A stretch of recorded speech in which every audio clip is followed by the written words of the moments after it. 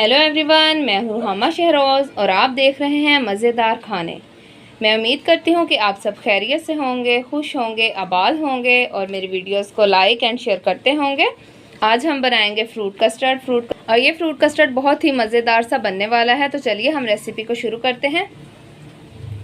जी तो फ्रेंड्स, मज़ेदार सा कस्टर्ड बनाने के लिए मैंने 1.5 किलो दूध लिया है और अब हम इसे बॉयल आने तक का वेट करेंगे। और आप यकीन करें, ये इतना मज़े का बनता है कि आप एक दफ़ा बनाएंगे, जब भी आपने बनाना होगा तो इसी आप रेसिपी को फॉलो करेंगे। ये बहुत ही मज़े का बनता है, तो आप इसे ज़रूर फॉलो कीजिएगा। और जो मेरे चैनल पे नए हैं वो भी जल्दी से मेरे चैनल को सब्सक्राइब करें। आप लोग के सब्सक्राइब करने से, वीडियो को लाइक करने से हमें हौसला अफजाई होती है और हम आपके लिए अच्छी से अच्छी वीडियो लेके आते हैं। तो जल्दी से मेरे चैनल को सब्सक्राइब करें। तो चलिए दूध को बॉयल आने तक का वेट करते हैं, उसके बाद हम इसमें कस्टर्ड ऐड करेंगे। जी तो फ्रेंड्स, आप देखें दूध को बॉयल आना शुरू हो गया है। अब 4 चम्मच जो है वो कस्टर्ड है, इसे मैं मिक्स कर लूँगी। अगर आप लोग दूध इसमें डालना चाहते हैं, दूध डाल के भी कर सकते हैं, अदरवाइज़ आप पानी में भी इसको मिक्स कर सकते हैं। तो चलिए इसको अच्छी तरह से मिक्स कर लेते हैं। ये देखें, हमने कस्टर्ड को अच्छी तरह से मिक्स कर लिया है और ये मेरे पास मैंगो फ्लेवर का कस्टर्ड है। लेकिन अब हम इसमें पहले हम चीनी ऐड करेंगे। चीनी जो मेरे पास है ये 6 चम्मच है और आप अपनी मर्ज़ी के मुताबिक इसमें मीठा जो है वो कम या ज़्यादा कर सकते हैं।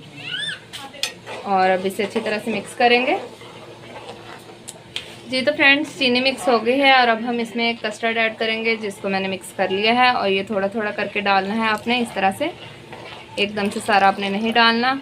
और आपने जो फ्लेम है वो मीडियम ही रखना है, तेज़ नहीं करनी आंच आप लोगों ने। और इस तरह से थोड़ा थोड़ा करके डाल के साथ इसको हिलाते रहना है।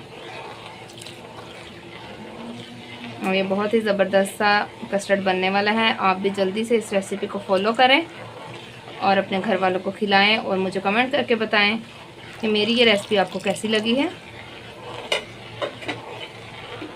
और ये देखिए, ये मैंने सारा डाल दिया है। अब आपने कस्टर्ड को पकाना है। जब ये पकेगा तो ये थोड़ा सा गाढ़ा हो जाएगा।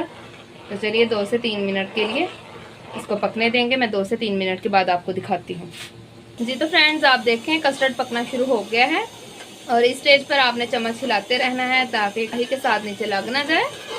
तो चलिए अब हम इसको 4 से 5 मिनट के लिए और पकने देंगे। इसको थोड़ा और गाढ़ा करेंगे। तो अगर हम इसे पत्ता रखेंगे तो हमें खाने में इतना मज़ा नहीं आएगा, इसे थोड़ा सा और गाढ़ा करेंगे। जी तो फ्रेंड्स, 4 से 5 मिनट हो गए हैं और कस्टर्ड भी गाढ़ा हो गया है। और ये देखें, इससे ज़्यादा पतला या इससे ज़्यादा आपने गाढ़ा नहीं रखना है, इसे आपने इतना ही रखना है। तो चलिए अब हम इसको ठंडे होने तक का वेट करते हैं। जब तक ये ठंडा हो रहा है तब तक हम फ्रूट्स काट लेते हैं जो हमने कस्टर्ड में डालने हैं। तो फ्रेंड्स, आप देखें कस्टर्ड ठंडा हो गया है। इसे मैंने 10 मिनट के लिए फ्रीज़र में रख दिया था और मैंने फ्रूट्स काट लिए हैं। फ्रूट्स आप अपनी मर्ज़ी से कोई भी ऐड कर सकते हैं। तो चलिए अब सबसे पहले मैं इसमें क्रीम ऐड करूँगी। क्रीम मेरे पास मिल्क पैक की है और इससे इसका फ्लेवर और ज़बरदस्त सा हो जाएगा। और क्रीम डालने से इसका फ्लेवर क्रीमी सा बन जाएगा। आप ये एक दफ़ा ट्राई करके देखिएगा, ये बहुत ही ज़बरदस्त सा बनता है। तो चलिए अब हम इसको अच्छी तरह से मिक्स करेंगे और इसके अंदर फ्रूट्स ऐड करेंगे।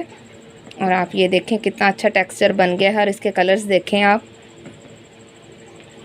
और ये मैंने कुछ बनाना काटे हैं और इसमें मैं ऐड करूँगी बनाना।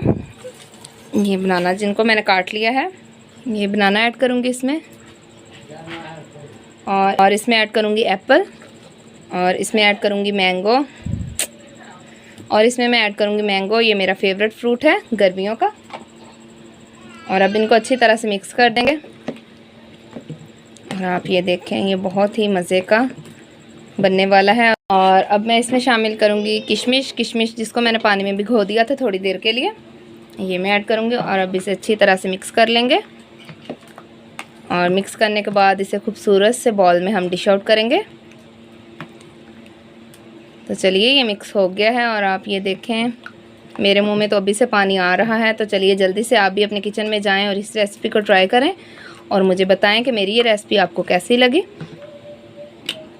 जी तो फ्रेंड्स, आप देखें हमारा फ्रूट कस्टर्ड रेडी हो गया है और ये बहुत ही मज़े का बना है। और मैंने इसे बादाम और आम के साथ गार्निश किया है और आप इसकी लुक देखें, बहुत ही मज़े की लग रही है। तो जल्दी से आप भी मेरी इस रेसिपी को ट्राई करें और मुझे कमेंट करके बताएं कि मेरी ये रेसिपी आपको कैसी लगी। तो अब मुझे इजाज़त दें, मिलते हैं एक नई और मज़ेदार रेसिपी के साथ। तब तक के लिए खुदा हाफिज़।